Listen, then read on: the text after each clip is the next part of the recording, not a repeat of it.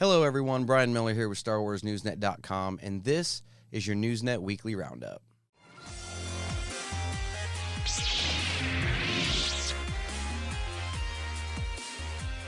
On Monday, the Golden Globes announced their nominations for their January 10th, 2023 award show, and our leading boy from Andor, Diego Luna, made the cut for Best Performance by an Actor in a Drama or Television Series.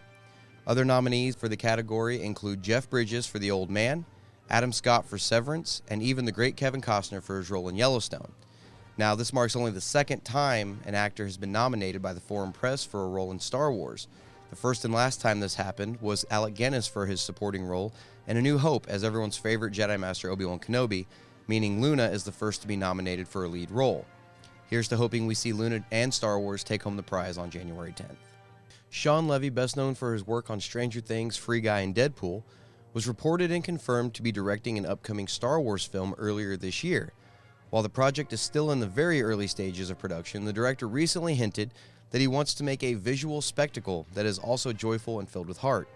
We're in pretty early development still, but my goal is to make a Star Wars movie that is like a lot of my movies, which is visual spectacle and a healthy dose of wish fulfillment, levity, and big heart. He went on to say, if you had told me when I was making Big Fat Liar that I would eventually be making Deadpool and Star Wars, I would have said, are you kidding me? That's a fantasy, not a goal.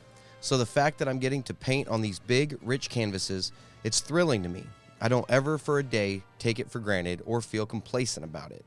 Levy is currently in the throes of production for Deadpool 3, but the assumption at this time is that his work on Star Wars will begin after he finishes up that project. Also on the movie front, last week news broke that Patty Jenkins had exited from the DC Universe in Wonder Woman 3, causing Star Wars fans to begin to wonder if she was still attached to direct Rogue Squadron. According to Kathleen Kennedy, in May of 2022, the film had been placed on the back burner due to its story not really lining up with the roadmap Lucasfilm is currently developing. Now, Jenkins has released her own statement about what happened and what the present and future hold for her Star Wars passion project. I originally left Rogue Squadron after a long and productive development process when it became clear it couldn't happen soon enough, and I did not want to delay Wonder Woman 3 any further. When I did, Lucasfilm asked me to consider coming back to Rogue Squadron after Wonder Woman 3, which I was honored to do, so I agreed. They made a new deal with me. In fact, I am still on it, and that project has been in active development ever since. I don't know if it will happen or not. We never do until the development process is complete, but I look forward to its potential ahead. Time will tell what we can expect out of this production, but it seems, at least for now, Lucasfilm is content with playing around in the television universe. Speaking of Star Wars on television, it seems production on Disney Plus's upcoming series, The Acolyte, is just ramping up. Production on the High Republic series began last month in November, but Daphne Keane has confirmed she'll be in front of cameras until April of next year. That's a pretty significant role considering cameras will be running through May. The Acolyte will be the first live-action outing into a pre-prequel Star Wars universe. As of now, there's no definitive release date for the highly anticipated show, so keep your eyes and ears tuned to Star Wars Newsnet for when that story breaks. If you're a toy collector, 'tis the season to be watching the toy shelves.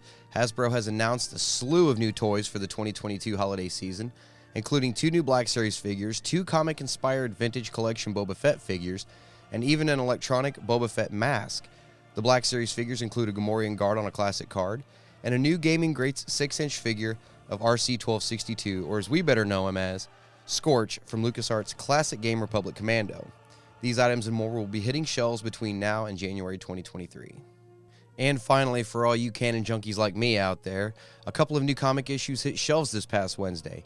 Bounty Hunters number 29 and The Mandalorian number 6 are now available online or at your favorite comic book shop, and reviews for both issues can be found on StarWarsNewsNet.com. And that does it for your Newsnet Weekly Roundup. All of these stories and more can be found in greater detail at StarWarsNewsNet.com. Be sure to follow us on Twitter and Facebook for breaking news out of the Star Wars universe. Those links will be posted below in the description of this video, so don't forget to check back regularly as we update stories. I'm Brian Miller for StarWarsNewsNet.com, and may the Force be with you, always.